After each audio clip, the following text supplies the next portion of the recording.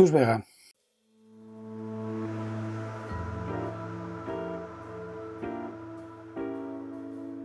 De Gijón, de Asturias.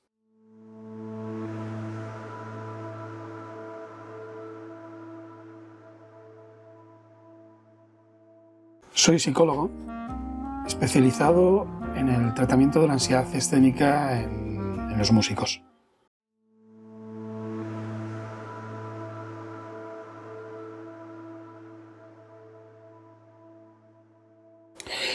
Estudié psicología y mientras estaba estudiando psicología también estaba estudiando saxo en el Conservatorio de Gijón y me di cuenta de que había muchos de los problemas que se trataban en psicología, sobre todo y principalmente problemas de ansiedad y de estrés, que tenían mucha relación con lo que yo veía con compañeros míos o conmigo mismo cuando estábamos pues, en el escenario o a punto de salir a una actuación. Entonces decidí combinar las dos vertientes. Tu trabajo se centra en la ansiedad escénica. Cuéntanos por qué. Dentro de la psicología, uno de los problemas que trabajamos, que más que trabaja, es el tema de la ansiedad, el estrés. Y en concreto, en el caso de los músicos, me di cuenta que muchos músicos padecían estos problemas a la hora de enfrentarse a alguna audición o alguna actuación y que además no sabían cómo solucionarlo. Y encontré ahí un punto en el cual me pareció muy interesante empezar a ayudar desde mi experiencia como músico y desde mis conocimientos de psicología. ¿Qué recomiendas hacer antes de una actuación?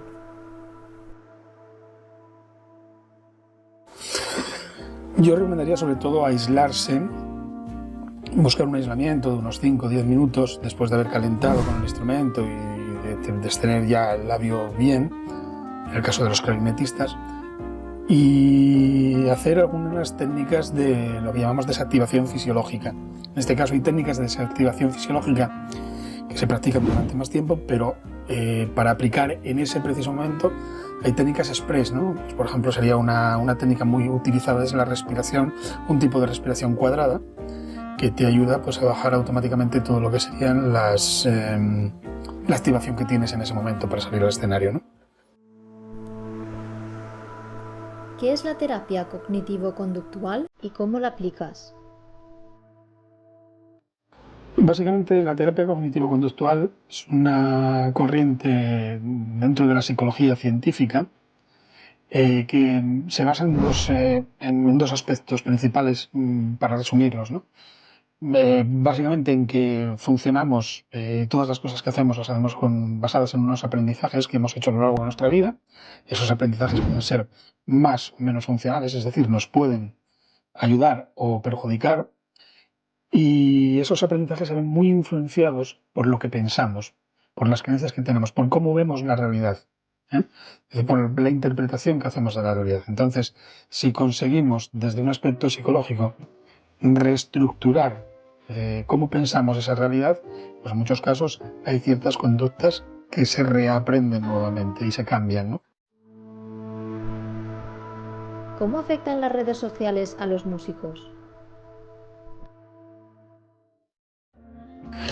Yo creo que es un gran problema.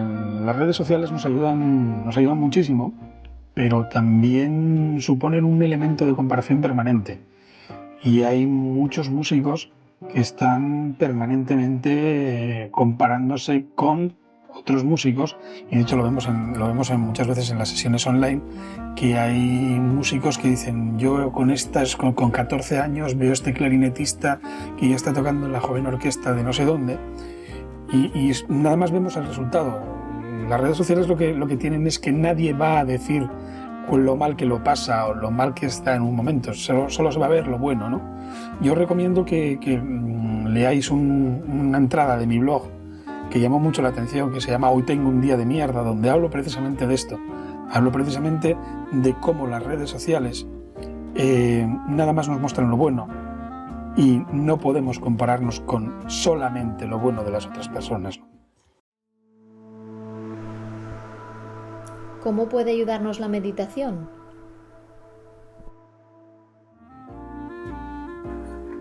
Antes hablábamos de técnicas para justo antes de una actuación.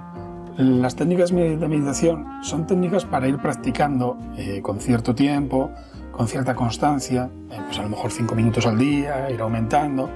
Y básicamente lo que conseguimos con ellas son dos aspectos. Yo me quedo con la idea de, primero, un aspecto de bajar nuestra intensidad fisiológica de forma bastante notable, y el segundo aspecto es aumentar nuestra capacidad de concentración.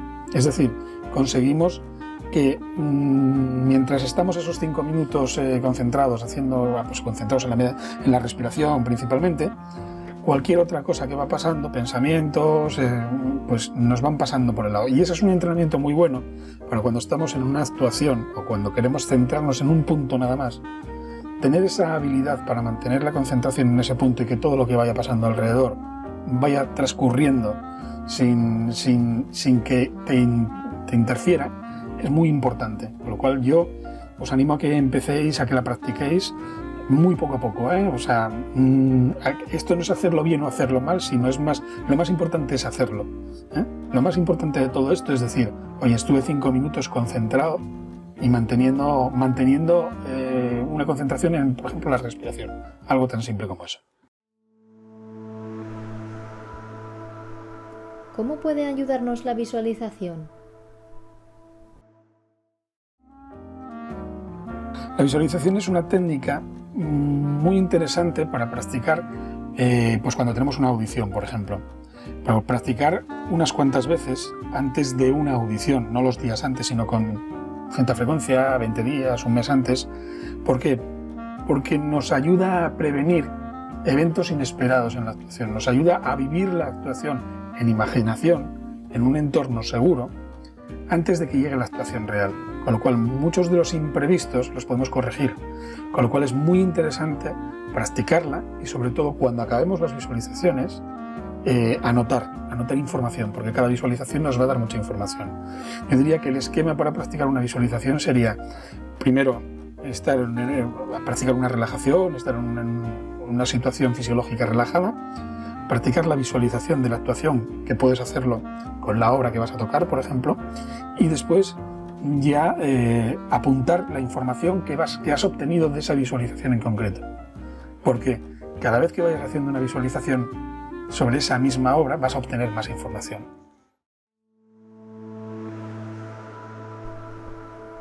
¿En qué punto es bueno hablar con un psicólogo?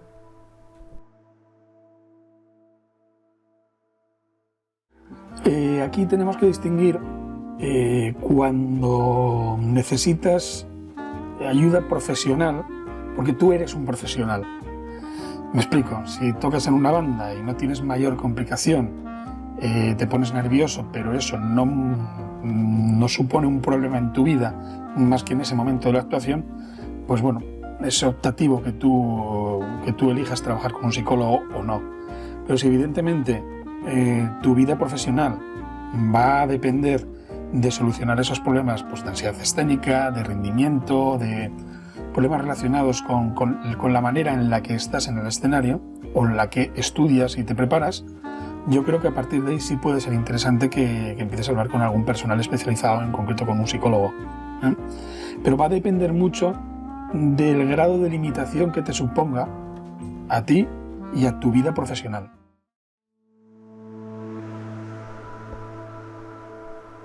¿Qué servicios ofreces a los músicos actualmente?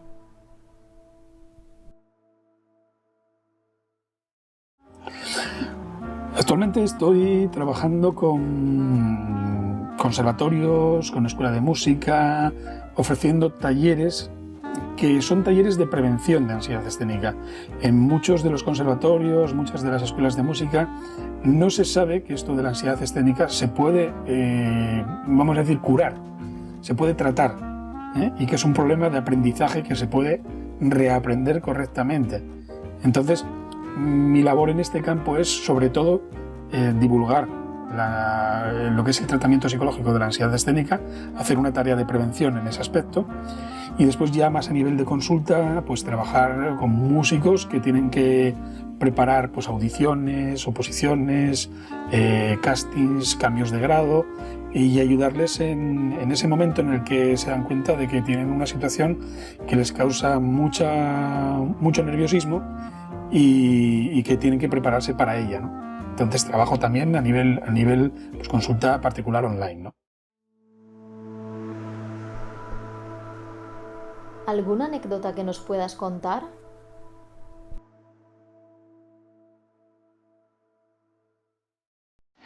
Hombre, anécdotas, yo te contaría, pues, por ejemplo, en algún taller se me ha quedado haciendo una relación, porque los talleres son muy prácticos, son talleres de 4 horas en los que pues intento explicar a los alumnos, a los asistentes, por qué tienen ansiedad escénica, qué es la ansiedad escénica, y después vamos viendo pues distintas técnicas, como comentábamos antes, ¿no? Pues la relajación o la visualización, ¿no?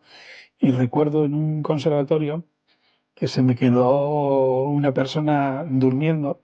Es habitual, ¿eh? En todos los conservatorios, cuando hago una práctica de relajación, siempre se me queda alguien durmiendo. Pero esta persona no se quedó durmiendo, se quedó ya mucho más allá de durmiendo. Yo creo que tardamos en despertarlo, había entrado casi en hipnosis y tuvimos que hacerle un protocolo para sacarlo de ahí porque el hombre estaba muy metido en su sueño y nos costó despertarle.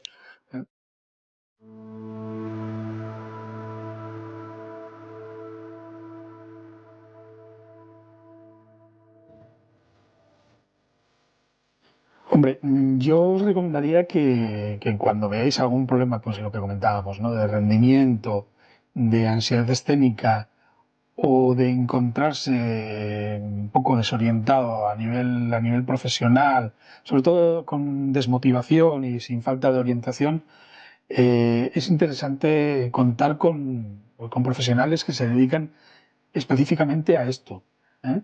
Y si además pues tienen experiencia musical, pues mucho mejor. Es decir, hay muchos psicólogos y ahora somos muchos los psicólogos que nos estamos dedicando a las artes escénicas. Pero además dentro de esos psicólogos hay muchos que ya tienen experiencia como músico.